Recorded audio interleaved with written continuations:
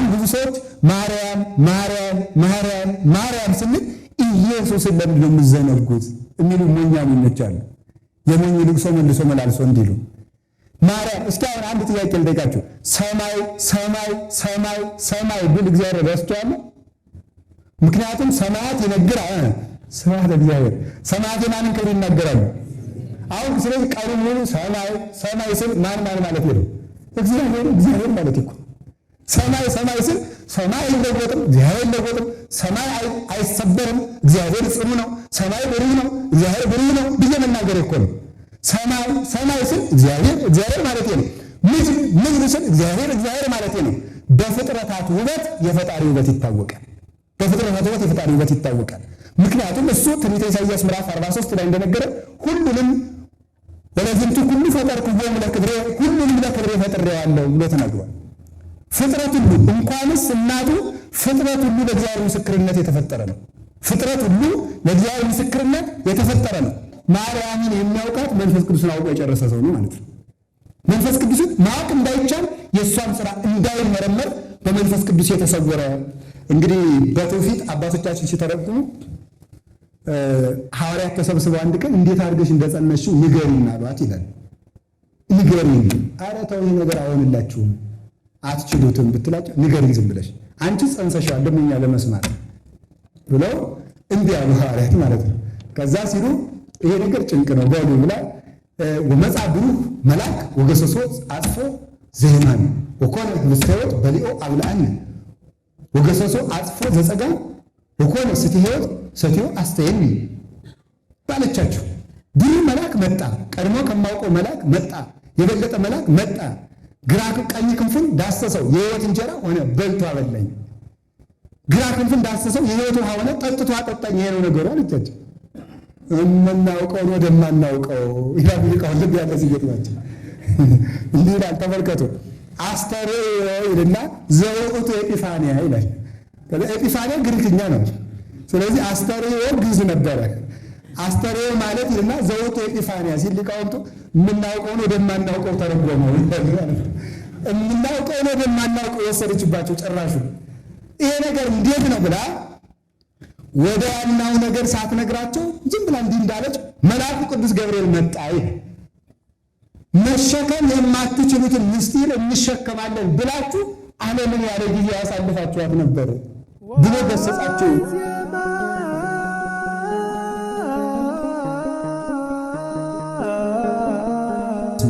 ወልድ መንፈስ ቅዱስ አሐዱ አምላክ በባሕርይ ሞት በመንግስቱ ሽረት የሌለበት ዘላለም ሥላሴ ቅዱስ እግዚአብሔር በልብ አስበን በአንደበት ተናግረን ስለማንዘልቀው ቸርነቱ ምሕረቱ ስሙ ለዘላለም የተመሰገነ ይሁን። እግዚአብሔርን የወለደችልን የመሰብሰባችን ምክንያት የድኅነታችን መሰረት የሃይማኖታችን ሰሌዳ እናታችን ቅድስት ድንግል ማርያም ወላዲት አምላክ ክብር ምስጋና ይግባት። አንድ አምላክ በሚሆን በአብ በወልድ በመንፈስ ቅዱስ ስም እንዴት ሰነበታችሁ? እንደምን ዋላችሁ? እንደምን ቆያችሁ? ኃጢአታችን ታግሶ በምሕረቱ በቸርነቱ እስከዚች ሰዓት የጠበቀን የአበው አምላክ እግዚአብሔር ክብር ምስጋና ይግባው። ልቡናችን ከፍቶ እንዲያስተምረን ቅዱስ ፈቃዱ ይሁንልን። እንደ እግዚአብሔር ቅዱስ ፈቃድ የምንማማርበት የትምህርታችን ርዕስ ለዚህም ምስክሬ ማርያም ናት በሚል ርዕስ ነው የምንማማረው። አታውቁትም? በሉ እንግዲህ እንደገና በሉ። ለሶስተኛ ጊዜ ሁላችሁም ለዚህ ምስክሬ ማርያም ናት በሉ። በዚህ ርዕስ ነው የምንማማረው። የዘወትር ጸሎት ስለሆነ ይህንን ከረሳችሁት እናንተ ታውቃላችሁ ማለት ነው። በዚህ ርዕስ እንማማራለን። መጽሐፍ ቅዱሳዊ ጥቅስ ብትሰጠን ለምትሉት መስጠቱን እንሰጣችኋለሁ። ግን ለሚያምን ሰው ጥቅስ አይጠቀስም። የምታውቁት ማለት ነው። ክርስትና ቁጥር ሳይሆን ሕይወት ነው። በሕይወት የሚኖር ነው። ሁላችሁም እንደምታውቁት ሊቃውንቱም ደጋግመው እንዳስረዱን መጽሐፍት የተጻፉበት ምክንያት ሰው መጽሐፍ መሆን ስላቃተው ነው አይደል? ሰው መጽሐፍ መሆኑ ሲቀር ከዛ በኋላ መጽሐፍት መጻፍ ጀመሩ። ወበከመ ይጻፍ መጽሐፍ በቀለም ከማሁ ይጻፍ ልቡናነ በመንፈስ ቅዱስ ይላል ቅዱስ ዮሐንስ አፈወርቅ። የሰው መጽሐፈ ሐዊ ምዕራፍ 2 ወይም ባህል ዳግማዊ ላይ እናገኘዋለን። መጻሕፍት በቀለም ይጻፋሉ፣ የሰው ልብ በእግዚአብሔር እጅ ይጻፋል። ቃሉ ቃል ነው፣ እንደ ሰሌዳ፣ እንደ ወረቀት፣ እንደ ብራና የሰው ልብ ነው። እንደ ጸሐፊ እንደ እጅ ስልጣነ መንፈስ ቅዱስ ነው። ስለዚህ እስከ ሙሴ ድረስ መጻሕፍት ያልተጻፉት ሰዎች ራሳቸው መጻሕፍት ስለነበሩ ነው ማለት ነው። ከዚያ በኋላ ግን ሰዎች ኃጢአት እየሰሩ የእግዚአብሔር ረድኤት በልቡናቸው እንዳያድር በእናንተ አድሮ ያለውን መንፈስ ቅዱስ አታስመርሩት ብሎ ቅዱስ ጳውሎስ እንደተናገረ ሰው ኃጢአት በሰራ ጊዜ እግዚአብሔር በእሱ ላይ እንዳያድር እሱ ራሱ ከልካይ ግድግዳ አጥር ቅጥር ሆኖ ይከለክለዋል። እግዚአብሔር በእኛ ስራ እንዳይሰራ ለዚህ ነው አንኳኩ ይከፈትላችኋል ሲባል የምናንኳኳው ምንም ነው ብለው ሊቃውንቱ ሲተረጉሙት የምናንኳኳው ልባችን ነው የሚሉት። ሌላ አይደለም። የምናንኳኳው አንኳኩ ይከፈትላችኋል ማለት እኔ እንድገባ ልባችሁን ክፈቱት ነው። እግዚአብሔር በውጭ አስገድዶ ስለማያድን በውጭ ሆኖ ቆሞ የእኛን ፈቃድ እየሻ ይፈልጋል እና ሰው እግዚአብሔር በረድኤት በልቡ እንዳያድርበት በሆነ ጊዜ በልቡ ይጻፍ የነበረውን የእግዚአብሔር ሕግ ከሰሌዳ ከእንጨት ከወረቀት ከብራና መፈለግ ጀመረ። ቀድሞ ከልቡ ላይ ይመነጭለት የነበረውን ቃል እግዚአብሔር ዛሬ ግን ለማጥናት በጻዕርና በድካም የሚወጣ የሚወርድ ሆነ። ለማጥናትም ወለመረከልከ ቀለመ ጸዋገ ተማያየት ጊዜውን 10 ወክሌተ ጊዜያት ይላል መቅደመ ወንጌል። ጠማማ ቀለም በገጠመው ጊዜ 12 ጊዜ ተመላልሰህ አጥናው። ጠማማ ቀለም ሲገጥም አልጠና ሲል ስንት ጊዜ ነው የሚጠናው?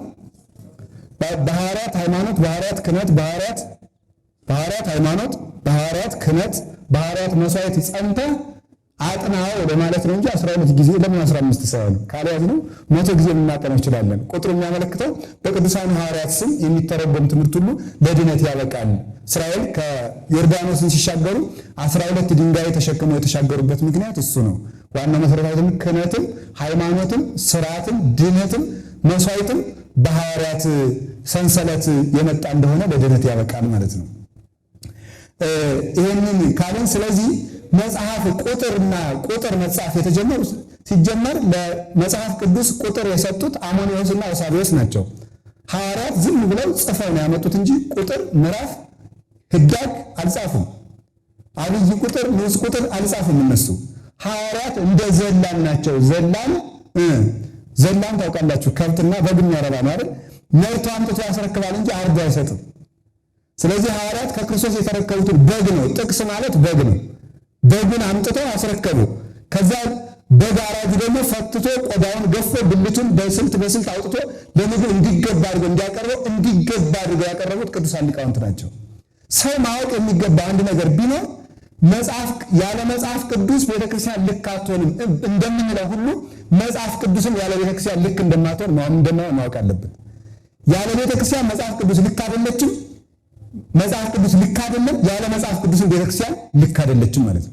መጽሐፍ ቅዱስ ትክክል መሆኑን ያወቅነው ትክክል የሆነች ቤተክርስቲያን ስላለች ብቻ ነው እንጂማ የፈላስፎችን ሁሉ መጽሐፍ አብረን እየጠረስን መጽሐፍ ቅዱስ እንለው ነበረ። እንዳንለው እኮ ጠበቃ ቁማ ጠብቃ የሰጠችን ቤተክርስቲያን ናት።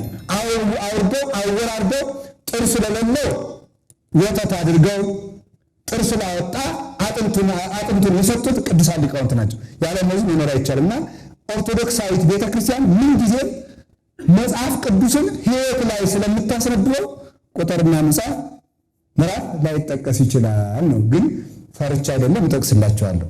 ለዚህ ምስክሬ ማናት ነው? ማርያም ናት። እንግዲህ ይህንን አጠር አድርገን ለማየት ያክል የምንወስደው ትንቢተ ኢሳይያስ ምዕራፍ 7 ቁጥር 14 ነው መነሻ የምናደርገው ማለት ነው። ወናውቄ ይወክሙ እግዚአብሔር ትእምርተ፣ እግዚአብሔር ራሱ ምን ይሰጣቸዋል ነው? ምልክት ይሰጣቸዋል። ያ ምልክት ነው ምስክር ያልነው ማለት ነው። ምልክት ማለት ተአምር ማለት ነው። ተአምር ማለት ምስክር ማለት ነው። ተአምር ማለት ምልክት ማለት ነው። ምልክት ማለት ምስክር ማለት ነው። ስለዚህ እግዚአብሔር ምልክት ይሰጣቸዋል። እግዚአብሔር ምልክት ይሰጣቸዋል። የምን ምልክት? የድነት ምልክት፣ የሃይማኖት ምልክት። የሃይማኖት ምልክትና የመዳን ምልክት የሚሆን ምልክት እግዚአብሔር ይሰጣቸዋል ነው። ስለዚህ አሁን አንድ ሰው ለመዳን እግዚአብሔር የሰጠውን ምልክት ካልያዘ በቀር ሊድን አይችልም። እግዚአብሔር የሰጠውን ምልክት ይዞ ካልዳነ ማን የሰጠውን ምልክት ቢይዝ ሊድን ይችላል? ዲያብሎስ የሰጠውን፣ ፈላስፎች የሰጡትን፣ ዓለም የሰጠችውን፣ ወይም ሥጋዊ ደማዊ ሰው የሰጠውን ሥጋዊ ደማዊ መምህር የሰጠው እንዲያ ደግሞ ሊሆን አይችልም። ቅዱስ አትናቴዎስ ምን ይላል? መቅድመ ኩሉ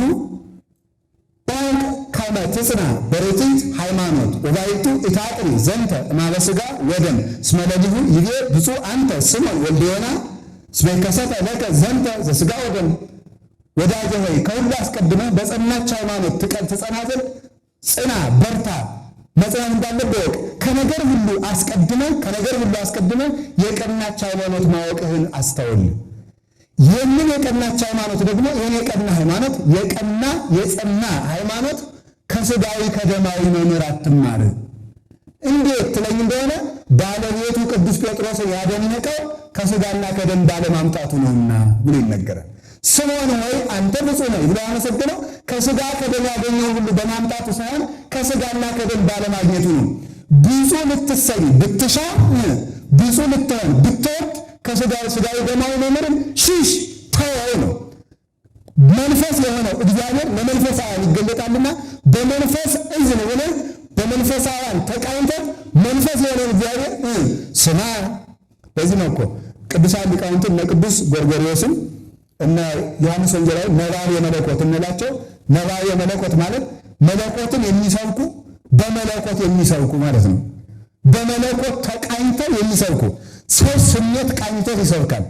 ነገር ቃኝቶት ይሰብካል። ቅናት ቃኝቶትም ይሰብካል። ቅዱስ ጳውሎስ ታስሮ ሳለ ብዙ ሰባኪ ተነስቶ ነበር እና ቅዱስ ጳውሎስ ይንደደው ብለው የሚሰብኩም አሉ ይላል። ጳውሎስ ይንደደው ብለው የሚሰብኩም አሉ።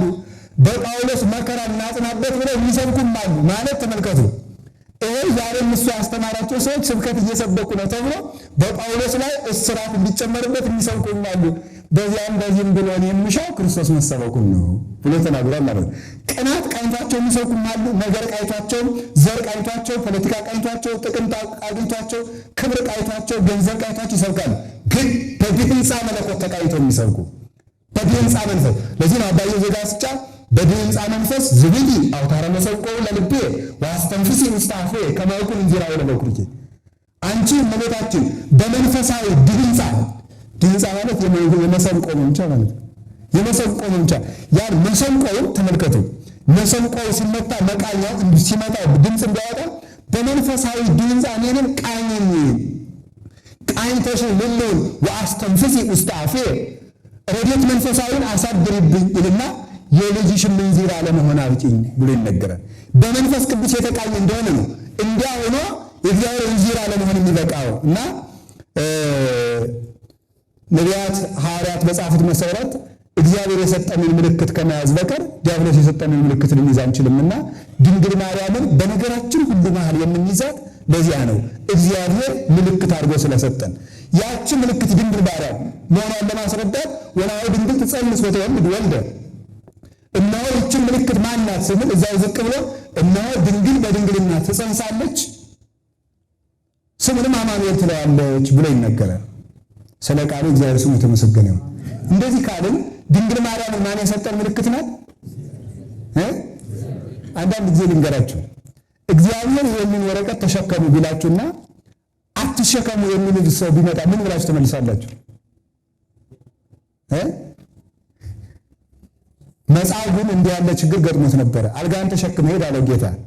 ተሸክሞ ሲሄድ ተወሰንበት ነው አትሸከም ማለት ምን ብሎ እንደመለሰ ታውቃላችሁ? እስመ ዘአህወኒ ውእቱ ይቤለኒ ጹር፣ ያዳነኝ ተሸከም ብሎኛል። እስኪ በሉ ያዳነኝ ምን ብሎኛል ነው? ተሸከም ብሎኛል። አልጸናበትም። ችግሩ ግን ይሄ ነው።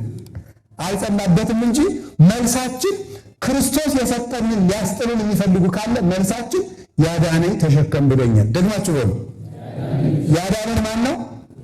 መድኃኒታችን ይሁን። ያዳነን መድኃኒዓለም ለድነት ምልክት የምትሆን እናቱን ስሟን ተሸክመ እንድንዞር ስንቅ እንድናደርግ በስሟ እንድንመምን በስሟ እንድንኖር በስሟ እንድንሰክር በስሟ እንድንጸልይ ስሟ እንዲጣፍጠን ምልክት አድርጎ የሰጠን እሱ ነው። እሷን ማርያምን ተዋት የሚል ሰው ካለ የክርስቶስን የማዳን ሥራ የክርስቶስን ሀብት መንፈሳዊ የተቃወመ ከሃዲ ነው ማለት ነው። ከሃዲ ነው ማለት ነው። ለዚያውም ሃይማኖትም የለውም። ድንግል ማርያም የሌለችው ሰው መንግሥተ ሰማያትን ሳይሆን የሚያጣው ማንን ያጣል? ለነገሩ መንግሥተ ሰማያት ራሱ ክርስቶስ ነው። ማንን የሚያጣው? ራሱ እግዚአብሔር የለውም። ምክንያቱም እስመ ዘአፍቀረ ለወላዲ ዘሪ ያፈቅር ዘሪ ተወልደ እምኔሁ አለ ዮሐንስ በመልእክቱ አንደኛ ዮሐንስ ምዕራፍ 5 ላይ ልጁን የሚወድ ሰው ማለት ነው አባቱን የሚወድ ልጁን ይወዳል ነው። ልጁን የሚወድ ደግሞ ማንን ይወዳል? አባቱን። ስለዚህ ክርስቶስን በመውደዳችን አብን የሚወደው ከሆነ ክርስቶስ ያለው ሰው አብ ያለው ከሆነ ክርስቶስ ያለው ሰው እናቱ አለችው። እንደዚህ ነው ልጁ ያለው አብ አለው ብቻ ነው የሚባለው። ልጁ ያለችው እም አለችው እኮ ነው። አብ ማለት አባት እኮ ነው። ልጁ ያለው ወልድ ያለው አብ አለው ካል ወልድ ያለው እም አለችው። እም ማለት ድንግል ማርያም ናት። የክርስቶስ አባት አባታችን ከሆነ የክርስቶስ እናት እንዴት እናታችን አትሆንም? ወይስ ደግሞ ይሄ ጣዖት እንደሆነ አናውቅምን? ክርስቶስ እናቱ ያደረጋትን ፍጡር የሆነች እመቤት ለኔ እናት አልሆነች ማለት ከክርስቶስ እበልጣለሁ ማለት ነው። እንግዲህ አንተ ሰው ጣዖት ነህ ማለት ነው። ክርስቶስ እናቴ ያላትን ለዚያው ሁሉም ቻይ ነኝ ብሎ አስገድዶ እናቱ ነኝ ሳይ በአማላጅ እናቱ ነኝ ያላትን ማለት ነው። መልአክ ልኮ እንደው እኮ የሚፈራ ሰው ነው አማላጅ የሚላክበት። እግዚአብሔር ለድንግል ማርያም አማላጅ ልኮ ቅዱስ ገብርኤል በቅዱስ ገብርኤል ስለሚለው እሺ ስትል ፈቃዷን ጠይቆ እናት ያደረጋት። እንግዲህ ከትዕቢተኛ ድሃ እግዚአብሔር ይሰውራል። እንደዚህ ካልን የእመቤታችን ምስክርነቷ ወይም ምልክትነቷ ምንድን ነው? ይህንን ቅዱስ ኤራቅሊስ ሃይማኖተ አበው ኤራቅሊስ የአንጾኪያ ሊቅ ነው። ምን ብሎ ይናገራል? ሃይማኖተ አበው ምዕራፍ 49 ቁጥር 48 ላይ እንዲህ ይላል። ብዙ ታምር አለ። አሁን በዚህ በየቴሌቪዥኑ ታምር የሚያደርጉ ሰዎች አሉ፣ ግን ታምርን አላወቁትም። ወለመት ብለኝ ምን ትእማንቱ ታምራት አለ። ታምር ማለት ምን ማለት ነው ትለኝ እንደሆነ ይላል። ወምን ትዑቱ ጽንስን በለዘር ያለ ዘር መጽነስ ምንድን ነው ብዬ እመልስልሃለሁ አለ። ወምን ትዑቱ ወሊድ ዘእንበለ መወልዲት ወዘእንበለ ሕማም ወዘእንበለ ድንግልናሃ ድንግልና ሳይለወጥ መውለድ ምንድን ነው ብዬ እመልስልሃለሁ አለ።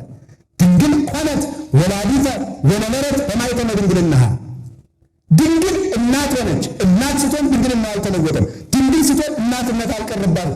ይህ ምንድን ነው ብዬ እመልስልሃለሁ። የትኛው ይመጣል?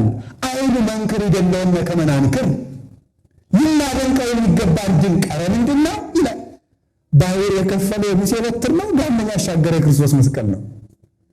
መና የተቋጠረባት መሶብ ናት። ህብስተ ሕይወት ክርስቶስን ያመጣች የሕይወት እንጀራ እናት አማናዊት መሶበ ወርቅ ድንግል ማርያም ናት። አቡሊድስ ሊቀ ጳጳስ ዘርምን ይላል ሶበ ወለደት ብእሲት አምጻት ሕይወተ ለዓለም ሴቲቱ አካላዊ ቃል በወለደች ጊዜ በድን ለነበረው ዓለም ሕይወት ይዛለት መጣች ይላል። ሕይወትን የወለደች ከነዓን አግብታ የምትቆም ጎሞርን የምትሸከም መስፈርተ መና የምትሆን መሶብ ናት ድንቅ የምትባለው። አንተ አይሁዳዊ ስማኝ እስኪ ይለዋል። ጎሞር እግዚአብሔር መና ከሰማይ ደመና አውርዶ አብልቶን ነበር ብለህ ለዚያ ምልክት የምታደርጋት ጎሞር ሙሉ መና ተሰፍሮ የሚቀመጥባት ዘጸአት 16:17 የተቀመጠችው መሶብ ትሻላለች ወይስ የሕይወት እንጀራ ክርስቶስን ያመጣችው መሶብ ትሻላለች ወይ? ስለዚህ ለአማኝ ታምር ማለት ምን ማለት ነው ሲባል ታምር ማለት ድንግል ማርያም ናት። እስኪ በሉ ታምር ማለት ማለት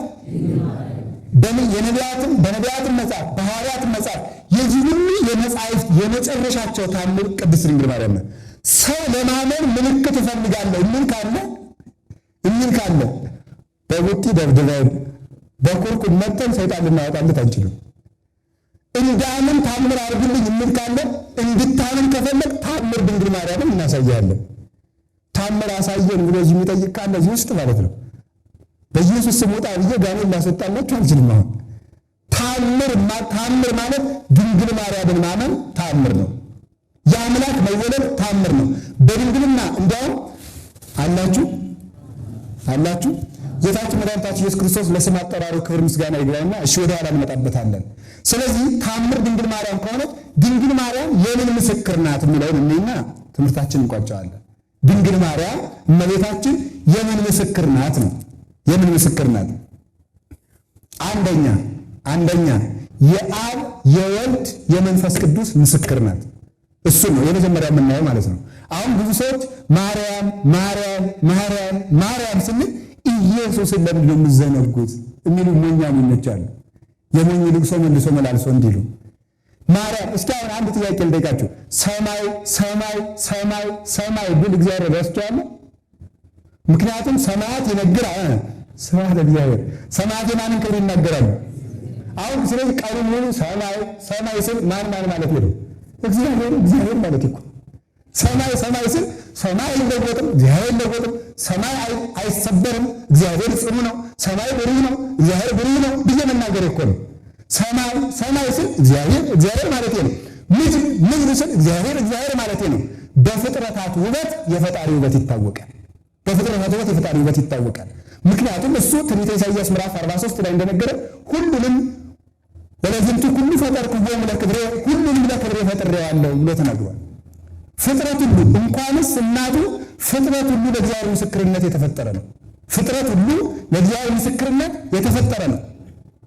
እንዲህ ካለ እመቤታችን ድንግል ማርያም እንኳንስ ሃይማኖትን መጋረጃ ናት።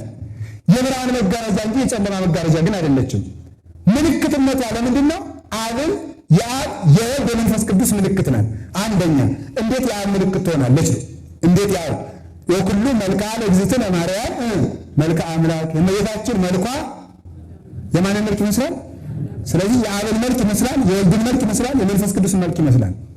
የአብን መልክ እንዴት ነው የምትመስለው? አብ ያለ አባት ወለደ፣ ያለ እናት ወለደ። ድንግል ማርያምስ ይገርም እንጂ ያለ አባት ወለደችው እንጂ ለአብ ምልክቱን አይቆመች ነው ማለት። አብ ያለ እናት መውለዱን መረዳት የሚችለው ድንግል ማርያም ያለ አባት መውለዷን ያመነ ሰው ነው። ግን የድንግል ማርያምን ምልክትነት ያላዘ ቀዳማዊ ልደቱ አይገባውም። የቀዳማዊ ልደቱ አለመመርመሩን የምናውቀው ዳህራዊ ልደቱን አለመመርመሩን አይተን ነው። አብ እንዴት እንደወለደ የማናውቅ ብቻ አይደለንም፣ ድንግል ማርያም እንዴት እንደወለደችውም የማናውቅ መሆናችን እንጂ የሚደንቀው አባ ጊዮርጊስ ዘጋስጫ እንዲህ ይላል መጽሐፈ ምስጢር ላይ ለቀዳማዊ ልደቱ አመስጠሮ ወለዳህራዊ ልደቱ አመንከሮ ይላል። ቀዳማዊ ልደቱን ሰወረው፣ ዳህራዊ ልደቱንም ድንቅ አደረገው። ድንቅም ነው፣ ድንቅም ስውር ነው። ቅዱስ ትንቢተ ኢሳይያስ ምዕራፍ 9:6 ታነቡ ስሙን ድንቅ መካር አያል። ቅዱስ ባስልዮስ ዘቂሳርያ ሃይማኖተ አበው ላይ ይወስድና ምዕራፍ 33 ላይ ድንቅ ማለት ምን ማለት ነው ይላል። የክርስቶስ ለምን ድንቅ ተባለ? አይምሮ መርምሮ የማይደርስበት ነገር ሁሉ ምን ይባላል አለ? ድንቅ ይባላል። ወበይንተዝ እስመ ኢሳይያስ ሰማዮ መንክረ ወመድምነ ይላል። ስለዚህ ኢሳይያስ ክርስቶስን ድንቅ አለ። ቀዳማዊ ልደቱን ዳህራዊ ልደቱን የማይመረመር ነው ሲል ድንቅ አለው። የመጨረሻ የድንቅ መጨረሻም መጀመሪያም እግዚአብሔር ነው። ድንቅ ተብሎ መጠራት የሚችል ብቸኛ ስም ያለው እግዚአብሔር ስም ነው ድንቅ ማለት። ስለዚህ ያለ እናት መውለዱን ያለ አባት በመውለድ ያሳየችን የአብ ምልክት ቅድስት ድንግል ማርያም እመቤታችን ብቻ ናት። አንድ ስለዚህ አብ ወልድን ያለ እናት ወለደው። እውነት ነው እንጂ ማስረጃ የታያችሁት እኮ ዘወር ሲል ዘወር እኮ እንደኛ ነገር እኮ ከዚህ ስንል ሊቅ የመሰል ይመስልናል። አንድ መናፍቅ ሁለት ጥቅስ ይዞ ሲመጣ ወገብ ያዝነው ቁጭ እንዴ ማን እዚህ ማረገባችሁ አለ ቅዱስ ጳውሎስ። ምን አይመለክሙ ዳንሳ ገላትያ ፍና ተሳልቆ ነው ቅዱስ ጳውሎስ እየተሳለቀባቸው ነው ይላሉ ሊቃውንት። እንዴ እናንተ የገላትያ ሰዎች አረ እንዴ ከመዝኑ አብዳናንቱ እንዲህ አላችሁ ሞኞች ናችሁ። ቢወጣንኩም ዘመንፈስ ቅዱስ የመንፈስ ቅዱስን ሥራ ጀምራችሁ ደግሞ ወደ ስጋትም ለለሱ እንዲህ እንድታረጉ ማን አዚም አስተማራችሁ? አሁን ሊቃውንቱ ይላሉ ምን አዚም ነው እንዲህ ያደረገባችሁ ማለት ሲገባው ቅዱስ ጳውሎስ ለምንድን ነው ማን አደረገባችሁ ብሎ አዚም አድርጋችሁ የሚጠይቅ? እየተሳለቀባቸው ምን ብሎ ይሄስ ጥሩ አዚም ነው የምንማረው ሰውዬው ንገሩኝ ብሎ እየተሳለቀባቸው ማለት ነው። በፍና ተሳልቆ እና ለምንድን ነው የምንማረው ማን ይዘው? እሺ ቃል ያለ እናት ቅድመ ዓለም ወለደው። እውነት ነው እንጂ ማስረጃ እመቤታችን ያለ አባት ወለደችው። እመቤታችን ሃይማኖትን የምትገልጥ ናት የሚባለው ለዚህ ነው። መሰረተ ሃይማኖት እንደው መሰረተ አሚን ድድ አሚን ወመሰረተ ሃይማኖት ይላታል አባ ጊዮርጊስ በረባ አርጋ ነው የሃይማኖት መሰረትና ግድግዳ ይላታል። ቅዱስ ቄርሎስ አምደ ሃይማኖት ዘእስክንድርያ ደግሞ ሲላት ደግሞ መጽሐፈ ግዛን እንተ ብኪ ተጽፈ ግዛነ ሁሉ ዓለም ይላል። አንቺ የነጻነት ደብዳቤ የዓለም ሁሉ ነጻነት የተቀረጸብሽ የሃይማኖት ሰሌዳ ይላል። ሃይማኖት ተቀርጾ የተመደበባት የሃይማኖት መለኮታዊ ሰሌዳ ድንግል ማርያም ነው። ሃይማኖትን ተጽፎ ያነበብነው የተረዳነው የተማርነው መዝገበ ሃይማኖት እመቤታችን ናት። የድንግል ማርያም ማኅፀን መዝገበ ሃይማኖት በአብ ልብ ህልው ሆኖ የሚኖረውን አካላዊ ቃል ሥጋ ለብሶ እንድናነበው ያደረገችን ማለት ነው።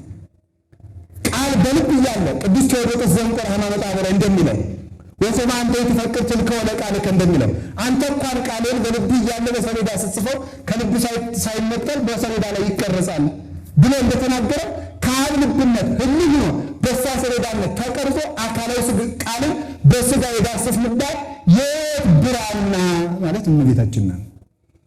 አንድ አምላክ ልጅ ያለው ማን ብቻ ነው? አሁን እንጂ አምላክ ልጅ ያላት ማን ብቻ ናት? እመቤታችን ብቻ ናት። ስለዚህ ማን ምልክት እየሆነች ነው? ያ ምልክት ናት። ያ ምልክት ነው። አምላክ ልጅ ያለው አብ ብቻ ነው። አምላክ ልጅ ያላት ድንግል ማርያም ብቻ ናት። እንደው እኮ ሰው ጠግቧል። አምላክ የአምላክ እናት አምላክ ልጅ እያላት እኔ ልጅ በሆናት ምንድነው ብርቅና ድንቁ? አዚ ዓለም በረሃይ ሁሉ ይስተውዱ ዓለምን በእጁ ያዘ። በነገራችሁ ላይ እኮ እመቤታችን የፍጥረት ንግሥት የሆነችው ሰማይ ኮነ ዓለመ ወዓለምህ ሰማይ ኮነ ለዘወለዶ አብ በምስጢር ዘይትረከብ ወለደቶ ቅድስት ድንግል በምስጢር ዘይትረከብ ወስብሐት በውስተ ሰማይ ኮነ በዲበ ምድር ይላል። ሰማይ ዓለም ሆነ ይላል ማለት ቃል ሥጋ ሆነ። ዓለም ሰማይ ሆነ ይላል ሥጋ አምላክ ሆነ ማለት ነው። ሰው አምላክ ሆነ። አብ በማይመረመር ምስጢር ወለደው፣ ድንግል ማርያም በማይመረመር ምስጢር ወለደችው። ወስብሐት በውስተ ሰማይ ኮነ በዲበ ምድር። የእረኞች ምስጋና እኮ የሚያስረዳው ለዚህ ነው። መላእክት ብቻ አመስግነውት፣ መላእክት ብቻ ሰምተውት፣ መላእክት ብቻ የሚኖሩበት ምስጋና ለሰው ልጆች ተሰማ። አያችሁ፣ ተመልከቱ። ሥጋ የቃልን ገንዘብ ስላደረገ እኛም የመላእክትን ቋንቋን ገንዘብ አድርገን አብረናቸው ዘመርን ነው የሚለው። አብረናቸው መዘመር የቻልነው በክርስቶስ ከክርስቶስ ተዋህዶ የተነሳ ነው። በልዕልና ሥጋ የቃልን ገንዘብ ሲያደርግ እኛም የሰማያዊን ገንዘብ አድርገን አብረን መዘመር እንቻል። ስለዚህ ከአብ መወለድም አይመረመርም፣ ከድንግል መወለድም አይመረመርም። ሁለት የማይመረመር ልደት ስላለ እነዚህ ያን ስለሆኑ ድንግል ማርያም አብን ትመስላለች። ድንግል ማርያም አብ የብቻው አባቱ ነው። እስኪ የብቻው አባቱ ነው ንገሩ እንጂ አብ አብየ ወአቡክሙ ወደ አባቴ ወደ አባታችሁ፣ ለእሱ የባህሪ አባቱ ለእኛስ የጸጋ አባታችሁ። አብ የብቻው አባቱ ነው። ድንግል ማርያም የብቻው እናቱ ናት። ስለዚህ ማወቅ ይጠበቅበታል። በባህሪ እኛን አትወልደንም። በነገራችሁ ላይ ድንግል ማርያም ክርስቶስን በባህሪ ትወልደዋለች አትወልደውም ይባል መልሱ ምንድን ነው?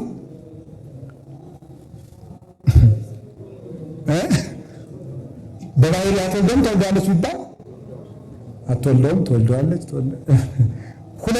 ሁለት ችግር ልንገራችሁ። ትወልደዋለች የምትሉ ከሆነ እንዴት ባህሪ መለኮት ሊወለድ ይችላል? አትወልደውም የምትሉ ከሆነ እንደ ሩቅ ሲለው እንደወለደችው ሁለቱ ስራት እንደ ንስጥሮስ መሆናችሁ ነው ማለት ነው። ታዲያ ምንድነው ከተባለ ተመልከቱ። ባህሪ መለኮትን በምን ወልደዋለች? በሥጋ ስለወለደች የባህሪ እናቱ ትባላለች። የባህሪ እናቱ ትባላለች። ለምን? ባህሪ የሥጋን ከሷ ገንዘብ አድርጓል እንዴ? ባህሪ የሥጋን ገንዘብ ስለተደረገ በሥጋ ባህሪ የሥጋን ባህሪ ከሷ ስለነሳ የባህሪ እናቱ ትባላለች። ግን ጥንተ ባህሪ ከሷ የጀመረ ነው ማለት ግን አይደለም። አንዳንድ የሚያሳስታችሁ ታገኛላችሁ። አኮ ወልደ ማርያም በመለኮቱ የሚል በመለኮቱ የማርያም ልጅ አይደለም የሚል ቃል አለ። ለምሳሌ ሃይማኖተ አበው ዘቅዱስ ቄርሎስ ላይ በመለኮቱ የማርያም ልጅ አይደለም ማለት የመለኮታዊ ልደቱ ከድንግል ማርያም የጀመረ አይደለም ማለት ነው እንጂ መለኮትን በሥጋ የወለደችው ማለት ግን አይደለም። መለኮትን በሥጋ ካልወለደችውማ መዳናችን ምን ላይ ነው? ለዚህ ነው ቅዱስ ቄርሎስ ንሰምያ ለቅድስት ድንግል ወላዲተ እግዚአብሔር በሥጋ፣ እኛስ ቅድስት ድንግልን እግዚአብሔርን በሥጋ የወለደች እንላታለን። እኛስ በሉስ ቅድስት ድንግልን እግዚአብሔርን በሥጋ የወለደች እንላታለን። እግዚአብሔርን በምን ወለደች ነው? እሺ አብ የባህሪ አባቱ ከሆነ ለእኛስ ምናችን ነው? አይ ድንግል ማርያም የባህሪ እናቱ ከሆነች ለእኛስ ምናችን ትሆናለች? የጸጋ እናታችን ትሆናለች ነው። አንድ አብ በደመናው ነው ዝንቱ ውእቱ ወልዴ ዘአፈቅር ወለቱ ስምዕዎ የምወደው የማፈቅረው ልጄ ይህ ነው አለ። እመቤታችን ደግሞ ዮሐንስ ምዕራፍ 2 ላይ ኩሎ ዘይቤለክሙ ግበሩ የሚላችሁን ሁሉ አድርጉ ብላ የአብ ምልክት ሆናለች ማለት ነው። ይህን የሰጠን እግዚአብሔር የተመሰገነ ይሁን። አብ ይህን ለአብ ምልክት ካል አሁን በወልድ ምልክት እናድርግ። አጥራ አድርገን የወልድ ምልክት እስኪ የወልድ ምልክት በሉ። ምን አላችሁ? የወልድ ምልክት እንዴት ነው የወልድ ምልክት የምትሆነው? እመቤታችን አንድ ሳትጸንስ ምንድን ናት? ድንግል በሉ። ኧረ በሉ። ስትጸንስስ? ከጸነሰች በኋላስ? ሳትወልድ ስትወልድ ከወለደች በኋላ በጣም ጥሩ። ይኸው ለምን ምልክት ይሆንና ስትሉ ኢየሱስ ክርስቶስ ትናንትም በሉ እንጂ ዛሬም ለዘላለሙ ያው ነው። ተመልከቱ። ምንድነው? ዕብራውያን ምዕራፍ 13 ቁጥር 8 ላይ ትናንት ቅድመ ሥጋዌ፣ ዛሬ ጊዜ ሥጋዌ እስከ ዘላለሙ ኢየሱስ ክርስቶስ ዘተባረከ ወከመ እስከ ዘላለሙ እስከ ዘላለሙ ከሥጋዌ በኋላ ያው አይለወጥም ነው። በማይለወጠው ድንግልና የማይለወጠው ልጇን ሰበከችን ማለት ነው። በማይለወጠው ድንግልና የማይለወጥ ልጇን ትሰብካለች። ድንግልና አለመለወጡ አምላክነቱ ላለመለወጡ ማስረጃ ነው ማለት ነው። አምላክነቱ ላለመለወጡ ሊቃውንት ክርስቶስ የባሕርይ አምላክ ጌታችን መድኃኒታችን ክርስቶስ የባሕርይ አምላክነቱን ያስረዳባቸው ሶስት ዋና ጉዳዮችን ያነሳሉ። ከድንግል መወለዱ፣ ሞትን ድል መንሳቱ አንደኛ ከድንግል መወለዱ ነው። ሁለተኛ በሞቱ ሞትን ማሸነፉ ነው። በሞቱ ሞትን ማሸነፉ። ሶስተኛ መንፈስ ቅዱስን መላኩ ነው። ወአርአየ ከመወልደ እግዚአብሔር ውእቱ በኃይሉ ወበመንፈሱ ቅዱስ ይላል ቅዱስ ጳውሎስ ሮሜ ምዕራፍ 1 ላይ ከቁጥር 4 ጀምሮ ሲናገር ወአርአየ በኃይሉ ወበመንፈሱ ቅዱስ የእግዚአብሔር ልጅ መሆኑን በቅዱስ መንፈሱ በኃይሉ ያሳየ ይላል። በኃይሉ ኃይለ ድንግልናን ሳይሽር ሳይለውጥ መወለዱ ኃያል አምላክ መሆኑን ያስረዳል።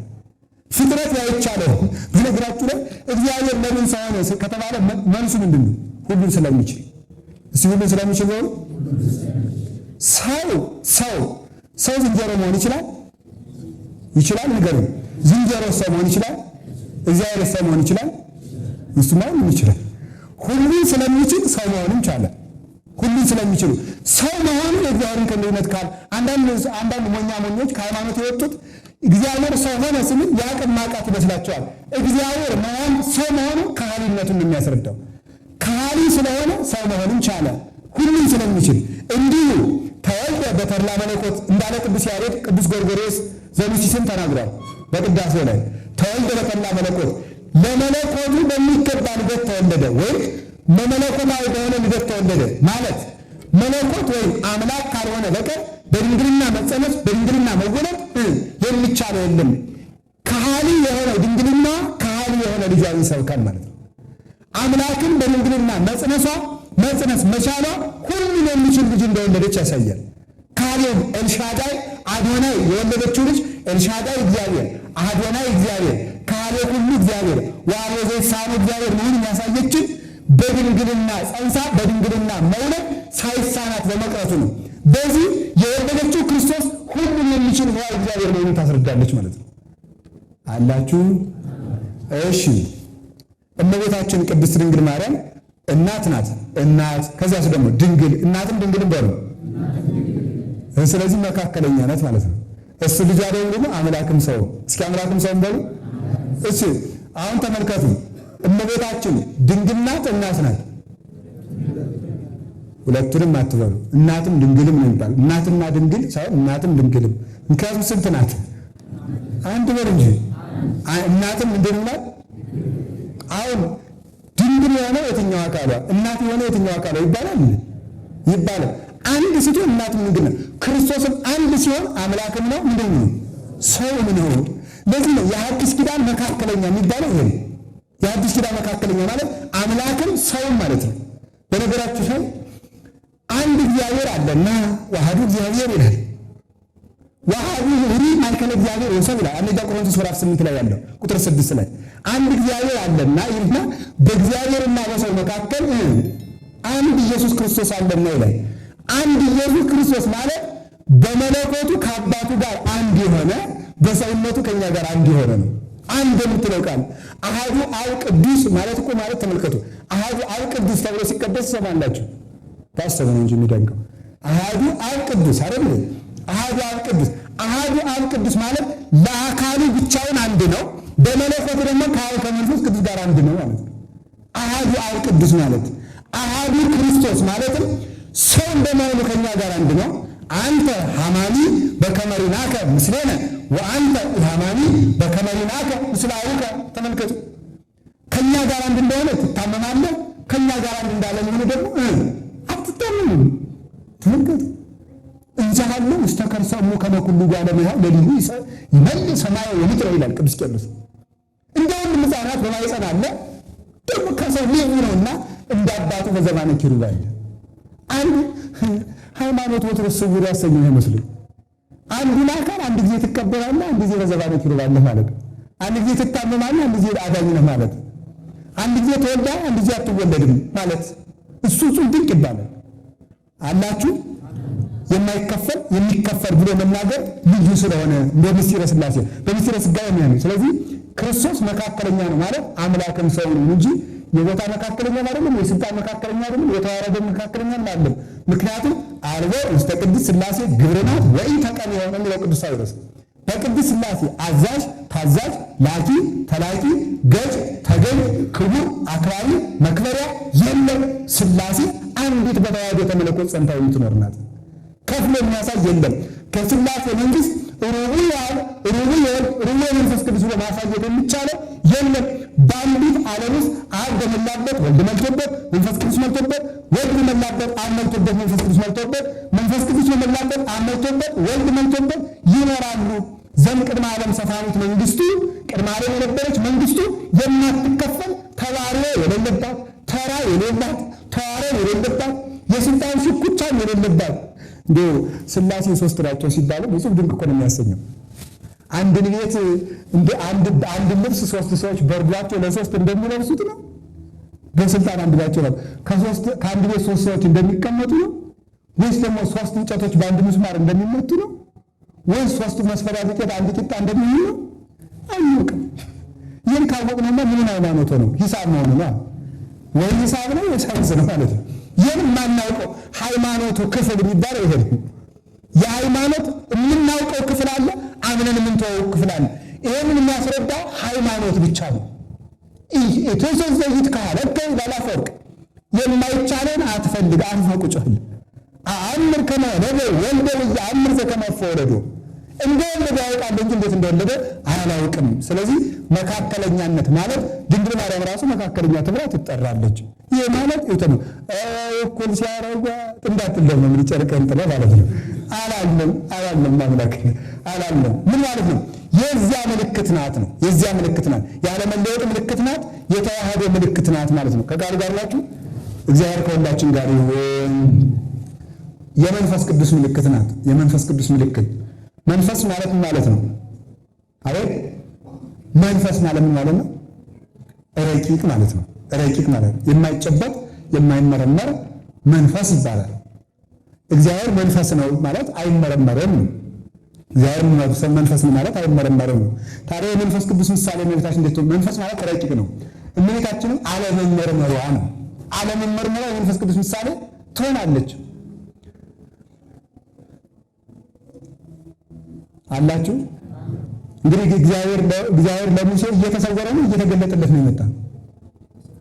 አይ እየተሰወረ ባለ መጣ። መጀመሪያ በጸባጦስ ተገለጠለት፣ ከዚያ ወደ ጭጋግ ወደ ጨለማ እየወሰደ እዚያ በኋላ እኔ በዚያ ውስጥ አለፍኩ፣ እግዚአብሔር ግን በዚያ አልነበረም እያለ ይሄዳል ማለት ነው። እየተሰወረ ነው የሚሄደው ማለት ነው። እየተሰወረ ይሄዳል።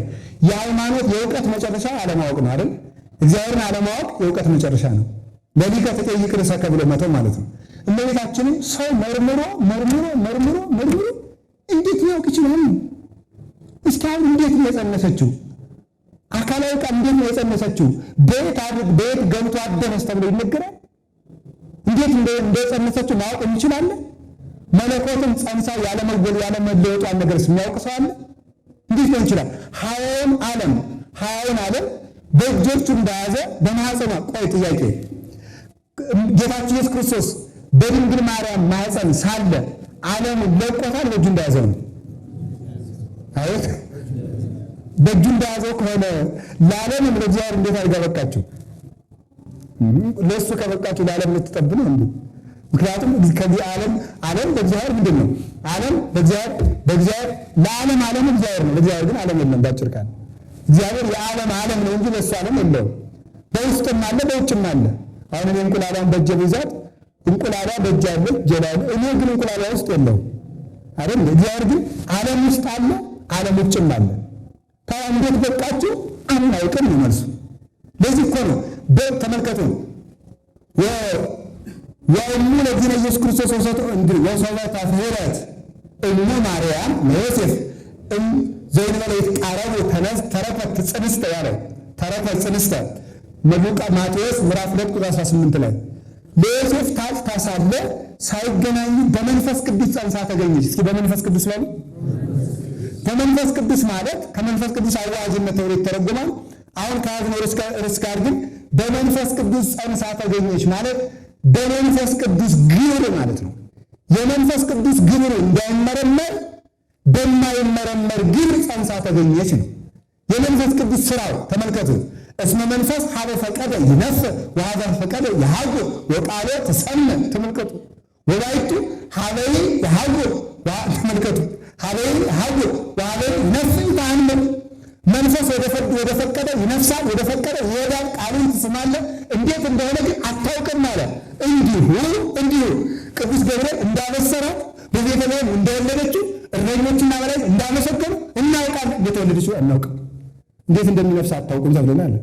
ስለዚህ በመንፈስ ቅዱስ ግን ጸንሳ ተገኘች ማለት ማርያምን የሚያውቃት መንፈስ ቅዱስን አውቆ የጨረሰ ሰው ነው ማለት ነው። መንፈስ ቅዱስን ማወቅ እንዳይቻል የእሷን ስራ እንዳይመረመር በመንፈስ ቅዱስ የተሰወረ እንግዲህ በትውፊት አባቶቻችን ሲተረጉሙ ሐዋርያት ተሰብስበው አንድ ቀን እንዴት አድርገሽ እንደጸነሽው ንገሪን አሏት ይላል። ንገሪን፣ ኧረ ተው ይህ ነገር አይሆንላችሁም አትችሉትም ብትላቸው ንገሪን ዝም ብለሽ አንቺ ጸንሰሻል ደግሞ እኛ ለመስማት ብለው እንቢ ያሉ ሐዋርያት ማለት ነው። ከዛ ሲሉ ይሄ ነገር ጭንቅ ነው በሉ ብላ ወመጻ ብሩህ መልአክ ወገሰሶ አጽፎ ዘየማን ወኮነ ህብስተ ሕይወት በሊኦ አብልዐነ ወገሰሶ አጽፎ ዘጸጋም ወኮነ ስትየ ሕይወት ሰትዮ አስተየኒ ባለቻቸው። ብሩህ መልአክ መጣ፣ ቀድሞ ከማውቀው መልአክ መጣ፣ የበለጠ መልአክ መጣ። ግራ ቀኝ ክንፉን ዳሰሰው፣ የሕይወት እንጀራ ሆነ በልቶ አበላኝ። ግራ ክንፉን ዳሰሰው፣ የሕይወት ውሃ ሆነ ጠጥቶ አጠጣኝ። ይሄ ነው ነገሩ አለቻቸው። የምናውቀውን ወደማናውቀው ይላል ሊቃውንት። ልብ ያለ ሲገት ናቸው። እንዲህ ይላል ተመልከቱ። አስተርእዮ ይልና ዘውእቱ ኤጲፋንያ ይላል። ኤጲፋንያ ግሪክኛ ነው። ስለዚህ አስተርእዮ ግዕዝ ነበረ። አስተርእዮ ማለት ይልና ዘውእቱ ኤጲፋንያ ሲል ሊቃውንቱ የምናውቀውን ወደማናውቀው ተረጎመው ይላል ማለት ነው። የምናውቀውን ወደማናውቀው የወሰደችባቸው ጭራሹ። ይሄ ነገር እንዴት ነው ብላ ወደ ዋናው ነገር ሳትነግራቸው ዝም ብላ እንዲህ እንዳለች መልአኩ ቅዱስ ገብርኤል መጣ። መሸከም የማትችሉትን ምስጢር እንሸከማለን ብላችሁ ዓለምን ያለ ጊዜ ያሳልፋችኋት ነበር ብሎ ገሰጻቸው። ነገር ግን መምሬስ ድረስ የጀመረችውን ማን ተርጉሞ ብሎ ተርጉመውታል ይላል ትርጓሜያችን። ከጀመረችው ማን ተርጉሞ ያልነገረችንን አንናገርናልና ብሉይ መልአክ የተባለ እግዚአብሔር አብ ነው ይላል። ብሉይ መልአክ የተባለ ምክንያቱም እግዚአብሔር እንኳን በመልአክ በዶሮም ተመስሏል። አይጭነቃችሁ አይደለም አላለም። ኢየሩሳሌም ተትቀጥሎ ነቢያት ወተወግሮም ለሐዋርያት ሚመጠን ፈቀድኩ አስተጋብኦም ለውሉድኪ ከመ እንተ ታስተጋብኡ ዶሮ ጎድያ ተተክነፊያ አላለም። ዶሮ ጫጩቶቿን ልሰበስብሽ ወድጄ ነበር ሲል ክርስቶስ ራሱን በዶሮ መስሏል። በመልአክ ስንመስለው አትቆጡም እያለ ስለዚህ እግዚአብሔር አብ ተመልከቱ፣ እግዚአብሔር አብ ነው አለች። ቀኝ ክንፉን ዳሰሰው ህብስተ ሕይወት ሆነ፣ በግራ ክንፉን ዳሰሰው ጽዋ ሕይወት ሆነ። ጠጥቶ አጠጣ በልቶ አበላኝ ማለቷ ብቻን መውለድን ቀምሶ አቀመሰኝ ማለቷ ነው ብሎ ተረጎሙ። ብቻን መውለድን ማለት ገብታችኋል? ስለዚህ እግዚአብሔርን የወለደ ማን ብቻ ነው? አብ በሉ እንጂ። እግዚአብሔርን የወለደች ማለት ማን ብቻ ነው?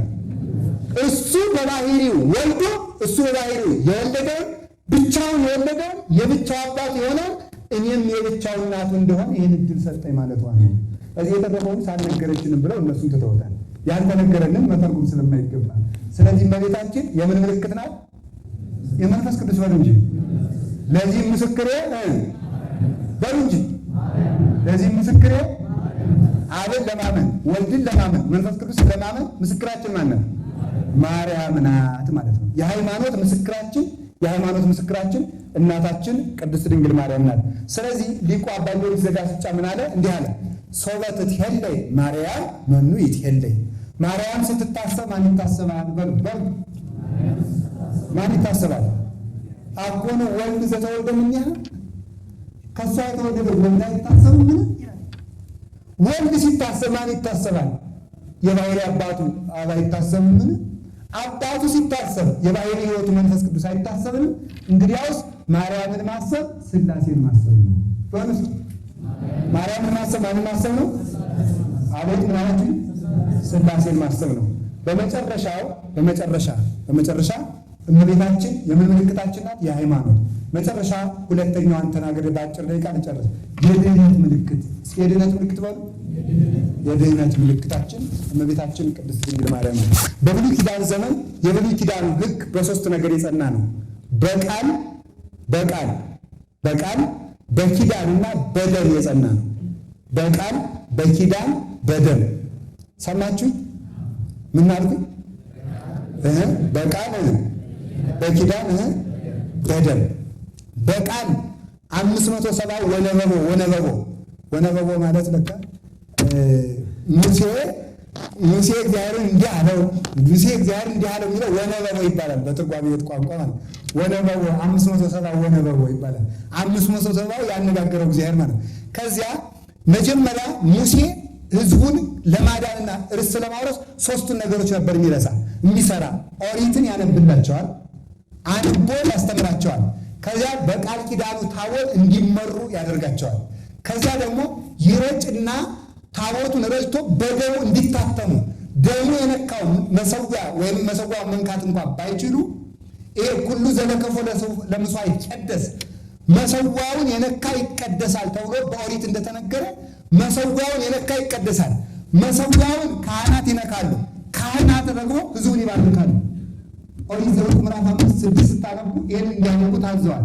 አሮን ይባርክ ነበረ ሕዝቡን ማለት ነው። ስለዚህ በኪዳን ማለት ታቦተ ሕጓን ይዘው ነው የሚዞሩ። በቃል ማለት ኦሪትን እያነበቡ ነው የሚመሩ። በቃል ማለት በደም ማለት ሊቀ ካህናቱ በሚሰዋላቸው መስዋዕት ነበር የሚድኑት። ርስት የገቡት በሶስቱ ነው። እኛም እንድንድን ለአዲስ ኪዳኑ አማናዊት ልደት፣ አማናዊት ድነት ሶስቱ ነገሮች ተደርገውልናል። በቃል ወንጌልን አስተምሮናል። ሙሴ በየቀኑ አንድ ቀን ብቻ ኦሪትን ማስተማሩ አይደለም፣ መስዋዕት ሊያቀርብ ሲፈልግ ሙሴ ብቻ አይደለም፣ ማንኛውም ሊቀ ካህናት ኦሪትን አንብቦ የመሰዋት ግዴታ ነበረበት። ኦሪትን አንብቦ ነው በበጉ ላይም አንብቦ በሕዝቡ ፊት አንብቦ ኋላ መስዋዕትን ያቀርባል። ክርስቶስም ራሱን ከመሰዋቱ በፊት ወንጌልን አነበበ፣ አስተማረ። ሙሴ አስቀድሞ ኦሪትን ያነባል፣ ክርስቶስም ራሱን ከመሰዋቱ በፊት ወንጌልን 3 ዓመት አስተማረ። በጣም ጥሩ። ከዚያ በቃል ማለት ሰው ሊድን የሚችለው በምንድን ነው? በወንጌል የተመራ እንደሆነ ነው። በወንጌል ድነት፣ የአዲስ ኪዳን ድነት አንደኛው በቃል ፍኖተ ቃል፣ ፍኖተ ወንጌል፣ ፍኖተ ልዑል ብለው ሊቃውንቱ ይተረጉሙታል። ይሄ ለሌላ ጊዜ እናደርገው። ፍኖተ ወንጌል፣ ፍኖተ ቃል፣ ፍኖተ ልዑል የለቤት ስራ ያዟቸውና ሌላ ጊዜ ትምህርቱ ይሆንናል። ስለዚህ ፍኖተ ቃል፣ ፍኖተ ልዑል፣ ፍኖተ ወንጌል የአዲስ ኪዳን የድነት መንገዶች የሚባሉት እነዚህ ናቸው። በአጭር ቃል ግን አሁን እንድንልን አንደኛ ቃሉ እንሰራለን፣ ሁለተኛ የደሙ ካሳ የቀደሙን እርግማን ሽሯል። አሁን ደግሞ ደሙን እንጠጣለን፣ ስጋውን እንበላለን። ማኅተም አድርገን በከንፈራችን እናሳየዋለን ማለት ለጋሪኑ እናሳየዋለን፣ ለክርስቶስ እናሳየዋለን። የክርስቶስ ደም ለሁለት ነገር ነው ምልክት የምናደርገው። ጋሪን እንዳይቀርበን ምልክት፣ ክርስቶስ እንድንለን ምልክት።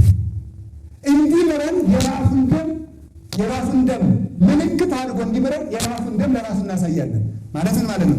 ክርስቶስን በራሱ መማፀን ይቻላል። በራሱ እግዚአብሔር በእግዚአብሔር ይለመናል አይለመንም። ሰዓታት ስለማሰብ ነው እንጂ ተመስገን። በእንተ ሥላሴከ እግዚኦ ተሳሃለነ ወልጅ አለመስማታችሁ በዚህ ይታወቃል። እንዴ በእንተ ሥላሴከ የኔ ነው። በእንተ ሥላሴከ እግዚኦ ተሳሃለኒ በእንተ ልደትከ እግዚኦ ተሳሃለኒ በእንተ ግዝረትከ በእንተ ጥምቀትከ። እንዲህ እያለ ይቀጥላል ማለት ነው። አባቶቻችን በሰዓታት እንዲህ ሲሉት ያድራሉ። ክርስቶስ በራሱ ራሱ እንለምነዋለን። ስለዚህ ካህኑ ቁርባን አቁርበ ሲመለስ ከድርገት እንደተመለሰ ናሁ ማእከሌነ ወማእከሌከ ስዩም ትምህርተ መሐላ ሥጋከ ወቀስተ ኪዳንከ ደም ኢየሱስ ክርስቶስ መስዋዕተ ሰላም በከመ ተገብረ ቀስተ ደመና አመ ታየዓለም ዝናመ ጌጋይ ይህጹ ጥብቀ ልጓም ይላል። ምን ማለት ነው? በኖህ ጊዜ የማት ውሃን ስታፈስ መልሰህ እንዳታጠፋት ቀስተ ደመናን ምልክት አድርጋ አሳይተህ ነበር። አሁን ደግሞ እንዳታጠፋት ደምህን በከንፈራችን ላይ ተቀብለን ምልክት አድርገን እናሳያለንና አትፍረድብን ብለን እንለምነዋለን ማለት ነው። ከቃሉ ጋር ናችሁ? እንጨርሰው። ስለዚህ በደም አንደኛ ስርየቱ ደሙ ካሳው ነው። የቀደመውን አድርቆልናል። አሁን ደግሞ ስጋውን በልተን ደሙን ጠጥተን ከእርሱ ጋር ተዋህዶ እንፈጽማለን ማለት ነው። ከእርሱ ጋር ተዋህዶ እንፈጽማለን። የመጨረሻው ሃይማኖተ ገዚት የሚባለው በእጆቻችን የዳሰስ ነው የሚባለው የመጨረሻው ሱታፊ አምላክ የሚባለው ክርስቶስን መዋሃድ ነው። ያንን ደግሞ ቅዱስ ስጋውን ክቡር ደሙን ተቀብለን በዚያው ዘንድ ስንሆን ከክርስቶስ ጋር ተዋህዶ እንኖራለን። መንግሥተ ሰማያትን መውረስ ማለት የሆነች ሀገር መቀበልን አይደለም ተስፋ ማድረግ ያለብን፣ ክርስቶስን መዋሃድ ነው ዋናው ነገር። ሌላው ያው ቦታው ጭማሪ ነው። ስለዚህ የእግዚአብሔር ሰዎች እንደ ቃል ወንጌል በሉ እንደ በጉ ደም ማን የክርስቶስ ደም በሉ እንጂ እንደ ኪዳኑ ታቦት ድንግል ማርያም እንደ ኪዳኑ ታቦት ማለት ነው። ለዚህ ነው ማርያም ንጽሕት ወላዲተ አምላክ ማይምንት ሰዓሊተ ምሕረት ለሁሉ ደርሰን ያላት ቅዱስ ኤፍሬም ይህንን ሊቃውንት ተረጉሞ ወላዲተ አምላክ ማይምንት ሰዓሊተ ምሕረት ማይምንት ብለህ ግጠም ይላል። ብለህ ግጠም ማለት ብለህ ተርጉም ነው። ወላዲተ አምላክ ማይምንት በሉ ሰዓሊተ ምሕረት ማይምንት። ይሄ ማለት ነው ወላዲተ አምላክነቷ የታመነ ከሆነ አማላጅነቷም የታመነ ነው። የአምላክ እናት መሆኗን ካመንክበት ምልጃዋን ልትጠራጠረው አትችልም። የድንግል ማርያምን አማላጅነት መጠራጠር ሊመጣ የሚችለው ልጇን አምላክ መሆኑን ከመጠራጠር ነው። ብዙ የእምነት ተቋማት ነን የሚሉት ድንግል ማርያምን የማያምኑት በልጇን ስለማያምኑ ነው። ክርስቶስን ሕይወት ማለትን ትተው እንደ አማላጅ ዝቅ እንዳለ አካል ስለሚቆጥሩት ነው። ለዚህ ነው ቅዱስ አትናቴዎስ መናፍቃን ራቅ ብለህ ስታያቸው በክርስቶስ የተቆረቆሩ ይመስላሉ፣ ቀርበህ ብታያቸው ሲሰግዱ ነው የምታገኙ። ሲሰግዱ የክርስቶስ ስም ተጋርዶ ይሉታል፣ እንዲሁ ተሸፍኖ እኛንን የምንሰብከው ይላሉ። ቀረብ ሲሏቸው ውድ ናርዶስ ሽቶ ይሉታል፣ ለምንልን ይሉታል። እኛ እግዚኦ መሐረነ ነው እንጂ እግዚኦ ሰአልነን አንለው። እስቲ እግዚኦ መሐረነ በሉ። አሁን አቤቱ አማልደን ከማለትና አቤቱ ማረን ከሚለው ማን ያከበረ ንገሩኝ እንጂ።